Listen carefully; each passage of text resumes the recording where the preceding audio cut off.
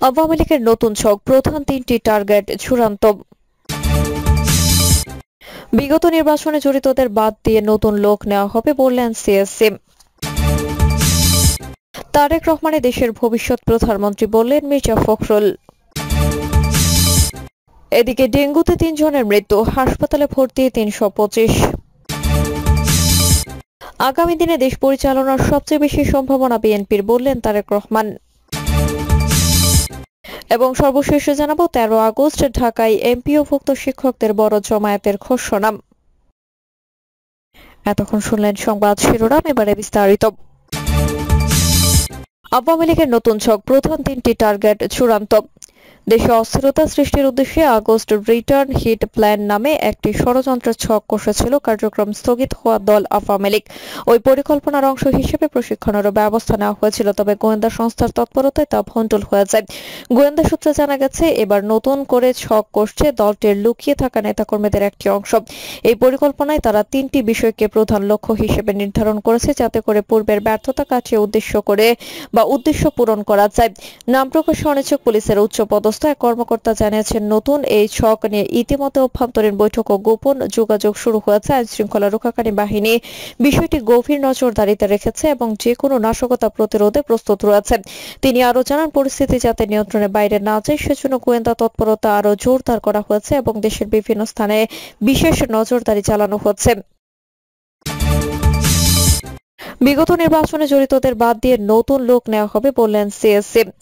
বিগত নির্বাচনে প্রক্রিয়ায় জড়িতদের বাদ দিয়ে নতুন লোক নেওয়া হবে বলে জানিয়েছেন প্রধান নির্বাচন কমিশনার এম নাসির উদ্দিন। তিনি বলেন, ভোটে আইনশৃঙ্খলা পরিস্থিতির যে কোনো চ্যালেঞ্জ মোকাবেলায় নির্বাচন কমিশন প্রস্তুত আছে। সিএসসি বলেন, নির্বাচন কমিশন প্রস্তুত আছে। সিএসসি বলেন, নির্বাচন ঘনিয়ে আসার সঙ্গে সঙ্গে আইনশৃঙ্খলা পরিস্থিতির আরও উন্নতি হবে। এছাড়া বিগত সময়ে যারা নির্বাচন প্রক্রিয়ার সঙ্গে জড়িত ছিলেন তাদের যথাসম্ভব বাদ দিয়ে নতুন লোক নিয়ে নির্বাচন প্রক্রিয়া যোগ করা হবে।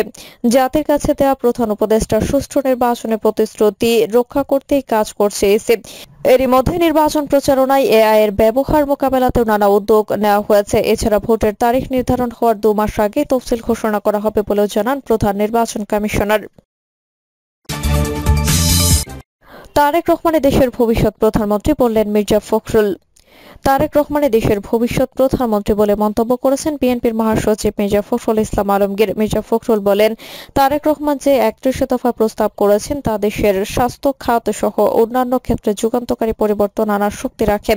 তিনি আরো বলেন, পারস্পরিক হিংসার যে কালচার তৈরি করা হয়েছে তা আমাদের ধ্বংস করেছে। আমাদের এই কালচার থেকে বের হয়ে আসতে হবে। সরকারের ঔষধ শিল্প নীতি সহ বিভিন্ন নীতির সমালোচনা করে মির্জা ফখরুল বলেন, শুধু ভোটের অধিকার নয়, মানুষের সব অধিকার নিশ্চিত করতে হবে। জুলাই গণঅভ্যুত্থানে আহতদের চিকিৎসা নিশ্চিত করতে হবে। সরকারের প্রতি আহ্বান জানান বিএনপির মহাসচিব। ডেঙ্গুতে ৩ জনের মৃত্যু, হাসপাতালে ভর্তি ৩২৫। গত ২৪ ঘন্টায় ডেঙ্গু আক্রান্ত হয়ে আরো ৩ জনের মৃত্যু হয়েছে। এছাড়া একই সময়ে সারা দেশে ৩২৫ জন ডেঙ্গু রোগী হাসপাতালে ভর্তি হয়েছে।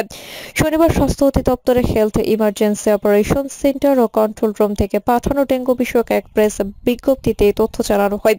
এতে বলা হয়, গত ২৪ ঘন্টায় ডেঙ্গু আক্রান্ত হয়ে হাসপাতালে ভর্তি রোগীর মধ্যে বরিশাল বিভাগে ৬৬ জন, চট্টগ্রাম বিভাগে ৫৪ জন, ঢাকা বিভাগে ৪৯ জন, ঢাকা উত্তর সিটি কর্পোরেশনে ৩৩ জন, ঢাকা দক্ষিণ সিটি কর্পোরেশনে ৬২ জন, খুলনা বিভাগে ১৪ জন, ময়মনসিংহ বিভাগে ৬ জন এবং রাজশাহী বিভাগে ৪১ জন রয়েছেন। ২৪ ঘন্টায় ৩০৬ ডেঙ্গু রোগী হাসপাতাল থেকে ছাড়পত্র পেয়েছেন।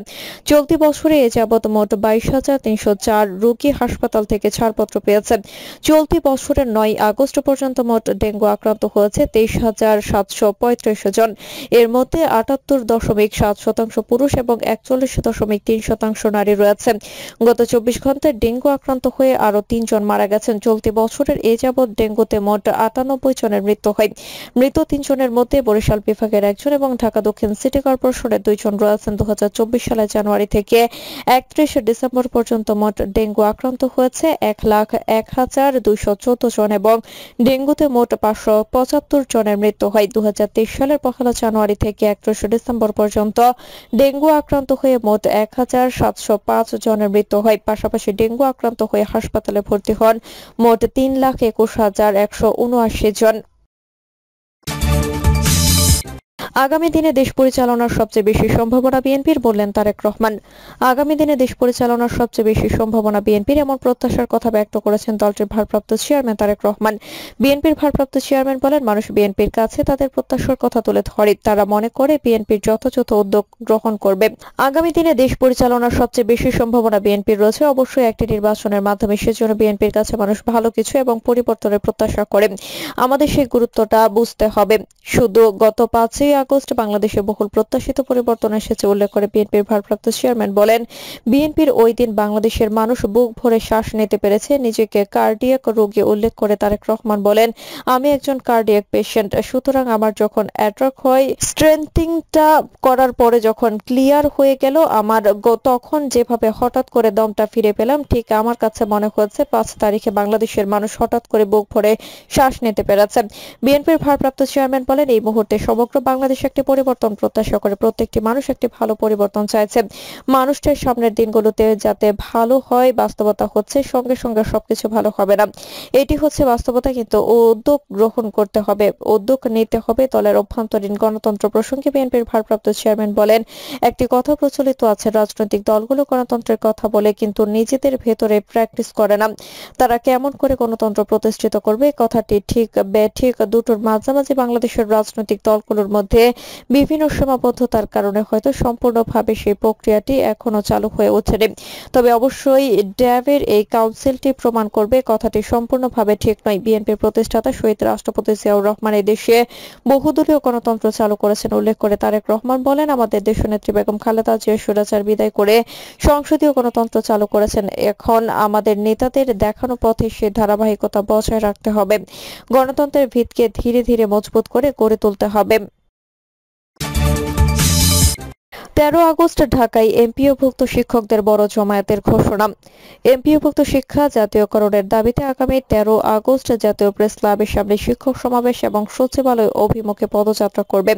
এমপিওভুক্ত শিক্ষা জাতীয়করণ প্রত্যাশী জোট সংগঠনটির পক্ষ থেকে সারা দেশের এমপিওভুক্ত শিক্ষক কর্মচারীদের ওই কর্মসূচিতে অংশ নেওয়ার আহ্বান জানানো হয়েছে। জোটের নেতারা জানিয়েছেন, 2018 সালে এমপিওভুক্ত শিক্ষা জাতীয়করণের দাবিতে দীর্ঘ আন্দোলনের পর তৎকালীন সরকার 5% বার্ষিক প্রবৃদ্ধি ও 20% বৈশাখী ভাতা প্রদানের প্রতিশ্রুতি দেয়, যা পরে কার্যকর হয়। তখন তাদের আশ্বাস দেওয়া হয়েছিল পরবর্তী মেয়াদে জাতীয়করণ করা হবে। তবে দীর্ঘদিন ধরে দাবি জানালেও আগের সরকার তাতে কর্ণপাত করেনি। তাদের অভিযোগ, বর্তমান অন্তর্বর্তী সরকারের সঙ্গে আলোচনায় শিক্ষা উপদেষ্টা বৈষম্য নিরসনের আশ্বাস দেন। এবছরের 12 ফেব্রুয়ারি থেকে লাগাতার অবস্থান কর্মসূচির মধ্যে 22তম দিনে সচিবালয়ে অনুষ্ঠিত সংবাদ সম্মেলনে শিক্ষা উপদেষ্টা উৎসব ভাতা 25% বাড়ানো এবং আগামী বাজেটে বাড়ি ভাড়া, চিকিৎসা ভাতা ও শ্রান্তি বিনোদন ভাতা কার্যকরের ঘোষণা দেন। বাজেটে বরাদ্দ থাকলেও এখনো সরকারি প্রজ্ঞাপন জারি হয়নি। তাই জোটের নেতারা 10 আগস্টের মধ্যে প্রজ্ঞাপন জারির দাবি জানিয়েছেন। অন্যথায় 13 আগস্টের কর্মসূচি থেকে ধারাবাহিক আন্দোলনের হুঁশিয়ারি দিয়েছেন। এদিকে শিক্ষক সংগঠনগুলো আরো অভিযোগ করেছে, 13 আগস্টের কর্মসূচির আগের দিন 12 আগস্ট পরিবহন ধর্মঘট ডাকা হয়েছে, যা অংশগ্রহণে প্রতিবন্ধকতা তৈরি করতে পারে।